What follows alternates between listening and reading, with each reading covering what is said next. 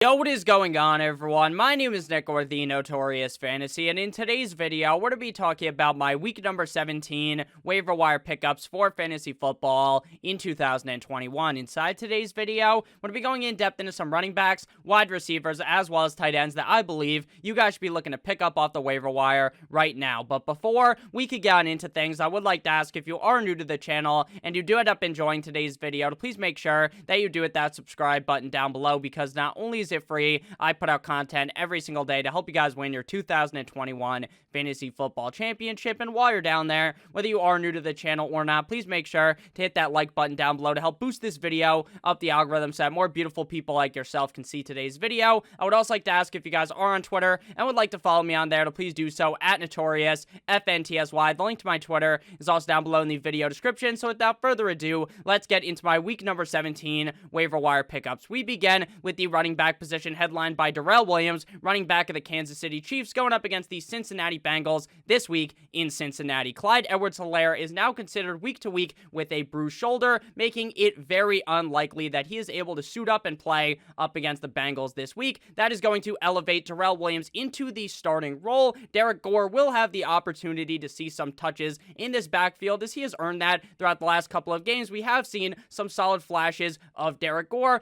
but the guy that is going to be the lead back on this team is definitely going to be Darrell Williams. Last week up against the Pittsburgh Steelers in a game where the Kansas City Chiefs were basically just fucking slapping him around, he had 11 rushes for 55 yards, as well as having 3 receptions on 3 targets for 30 yards. Going up against the Cincinnati Bengals is going to be a very fun matchup to watch this week, as this could be a very high-scoring back-and-forth affair. We just saw how well the Chiefs played up against the Steelers. We also just saw how good the Cincinnati Bengals, Joe Burrow and friends, looked in Cincinnati. So if both of these defenses don't have the greatest of games, we could really see a high-scoring back-and-forth affair. And I think Darrell Williams should be able to fare quite well in this game, and I think he does have the upside to be a top 12 running back without Clyde Edwards-Helaire. Again, there is kind of a minute chance that Clyde Edwards-Helaire does end up returning this week. Now, again, I say this in a lot of videos, I'm as much of a doctor as Johnny Sins, but based upon everything that I've seen, it does not appear that Clyde Edwards-Helaire is going to play. Am I going to be ranking Darrell Williams as a top 12 running back? Of course not, but I do certainly believe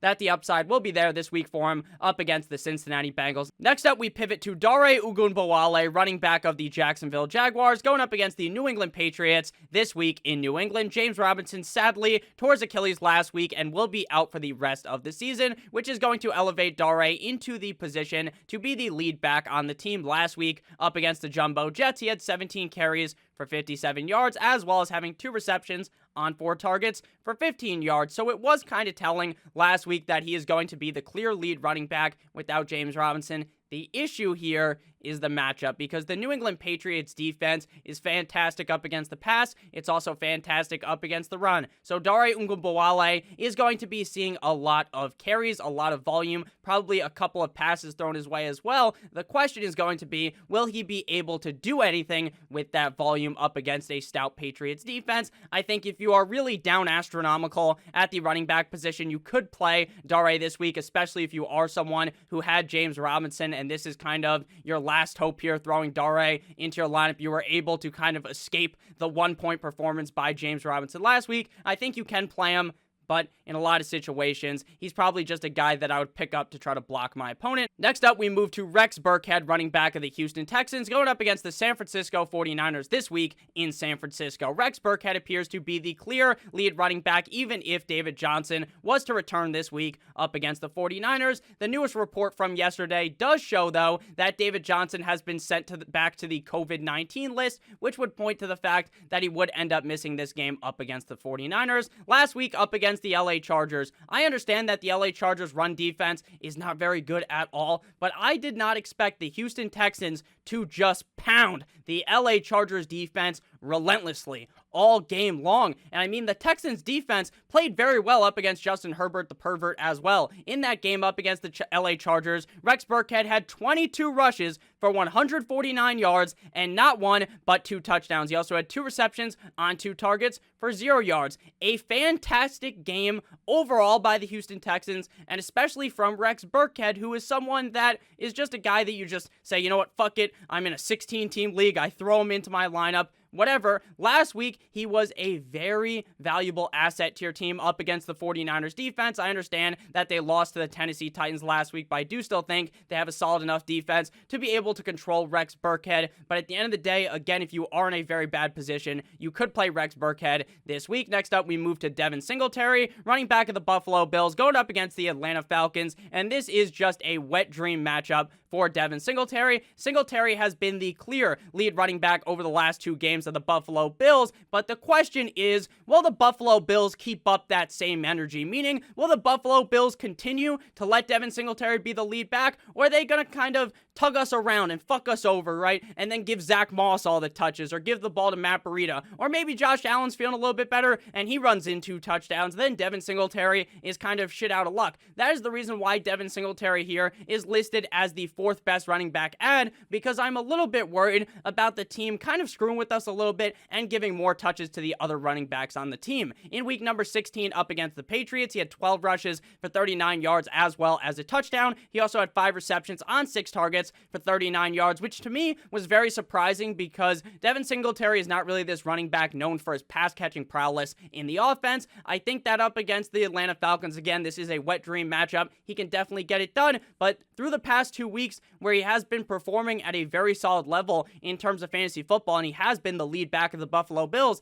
the reason why he is scoring so many points is because he's finding his way into the end zone. And if he doesn't find his way into there this week up against the Atlanta Falcons, I think he has the potential to be a huge bust up against the Atlanta Falcons. The final running back to discuss before we pivot our way into the wide receivers is Jordan Howard, running back of the Philadelphia Eagles, going up against the Washington football team in Washington this week. Head coach Nick Sirianni told reporters that Miles Sanders will be out this week, but they are not going to be putting him onto the injured reserve, meaning that they hope he will be able to return either next week or maybe in a potential playoff push that they make after next week's game. And that's interesting and all, but in terms of Miles Sanders, he's basically done in terms of fantasy football this year. So Jordan Howard as well as Boston Scott will be the 2 guys getting the ball. Now, we are very hopeful that Jordan Howard will end up being good to go on Sunday up against the Washington football team, because he was also banged up last week in that same game where Miles Sanders got hurt up against the Giants. In that game, Jordan Howard had 9 rushes for 37 yards as well as 2 receptions on 4 targets for 19 yards. Now, I didn't feel like going on and on about including Jordan Howard as well as Boston Scott in this video,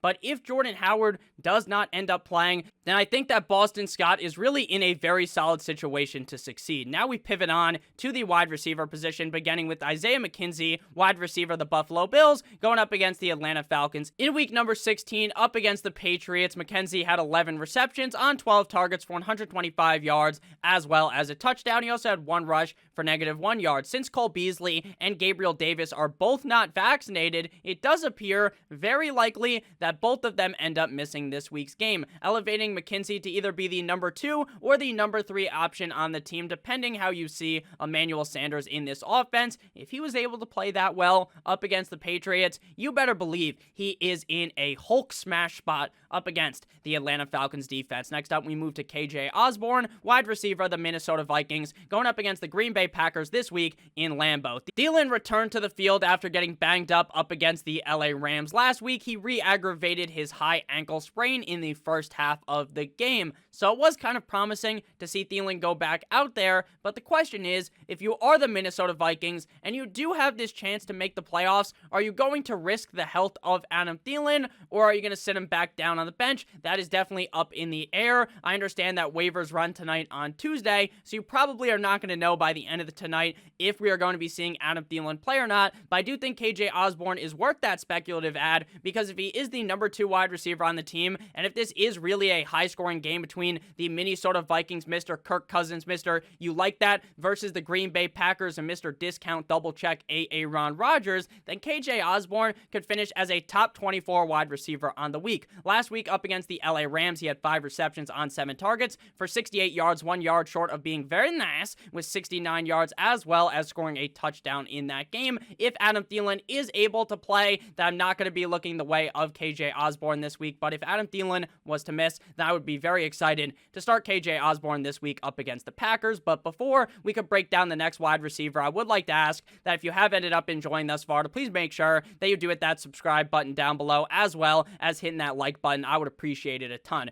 So the next wide receiver to discuss as a pickup on the week is Elijah Moore, wide receiver of the New York Jumbo Jets, going up against the Tampa Bay Buccaneers this week at home in MetLife. Reports are pointing towards this being the return game for Elijah Moore. He has been missing since week number 13 up against the Eagles. In that game, he had 6 receptions on 12 targets for 77 yards and a touchdown. He also had 1 rush for 9 yards. I understand that Zach Wilson has looked a little bit better as of recently, but the reason why he honestly played so solid in a couple of those games is because Zach Wilson loves to feed the football to Elijah Moore. He is the clear number 1 target in this offense, and he is going to be peppered with targets in this game as long as he is cleared to play up against the Buccaneers. I understand this is far from an ideal matchup, right? The Buccaneers defense is very good, but at the end of the day, the volume is going to be there for Elijah Moore, so I think even in a tough matchup, he will be able to get it done, especially since they're going to be just throwing the ball so many times at the end of the game, because the Buccaneers are going to absolutely take a dump on the chest of the Jets, and they're going to have to try to crawl their way back into the game, throwing the ball a lot late, and I think Elijah Moore will be a huge benefactor of that.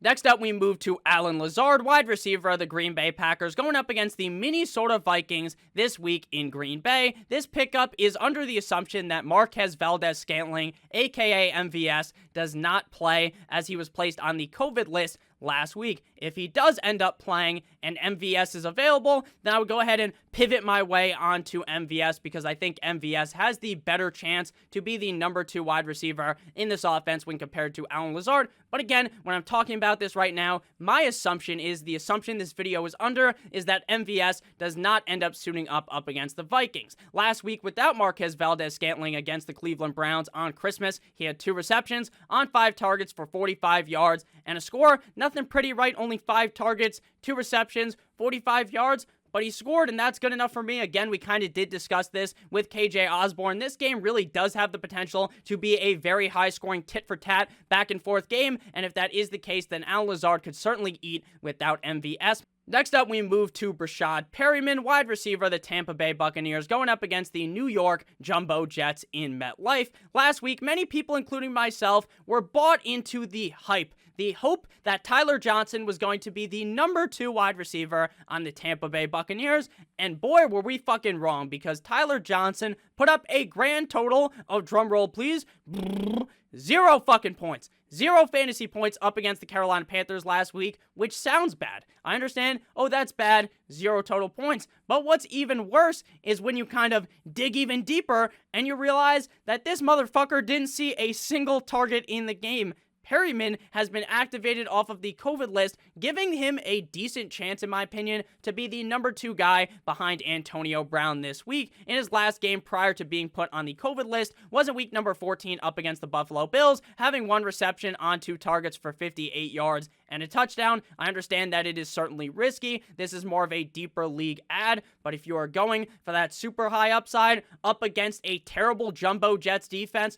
Brashad Perryman could be a smash play this week up against the Jets. Now we're going to pivot to the tight end position. Again, if you have ended up enjoying, please make sure to hit that like button and that subscribe button. So my first tight end to discuss in today's video as a waiver wire pickup is Gerald Everett, tight end of the Seattle Seahawks, going up against the Detroit Lions this week. In week number 16, up against the Chicago Bears, Everett had 4 receptions on 5 targets for 68 yards, just like KJ Osborne, getting 68 yards, 1 yard shy of being very, very nice, I like, with 69 yards. He also scored a touchdown in that game. He faces the Lions this week, who are down astronomical up against the tight end position, allowing on a per-game basis 7.8 targets, 5.6 receptions, 65.27 yards, and 0.33 touchdowns against the tight end position. This has all the makeup to be a Seattle Seahawks game where Gerald Everett scores a fucking touchdown, gets like 5-6 targets, and basically has the exact same stat line as last week. Again, 4 receptions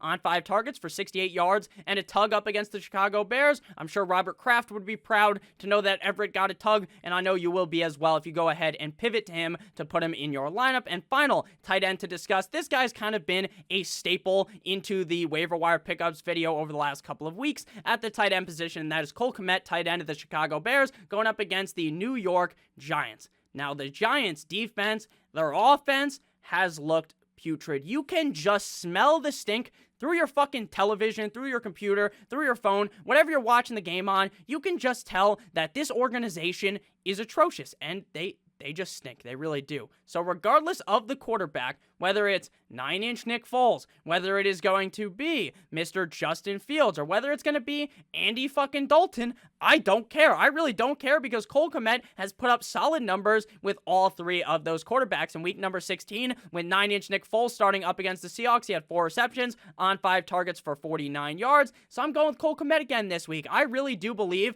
that next season, this guy is going to be a steal in fantasy drafts, especially if Jimmy Graham is gone. Because for some reason, every time they get into the red zone, magically, Matt Nagy's playbook is basically just a million plays to design Justin Fields, Nick Foles, Andy Dalton to just throw the ball to Jimmy Graham. Why is that in the playbook? Where's my throw the fucking ball to Cole Kmet for a touchdown play? Haven't seen it this year. Maybe it will be this week up against the Giants. So make sure that you pick up Cole Kmet if you're down astronomical at the tight end position. So thank you guys all so much for watching today's video. If you did end up enjoying, please make sure to hit that like button as well as that subscribe button. I would appreciate it a ton. I love you guys all. I hope you have a great rest of your guys' day. And as always, goodbye.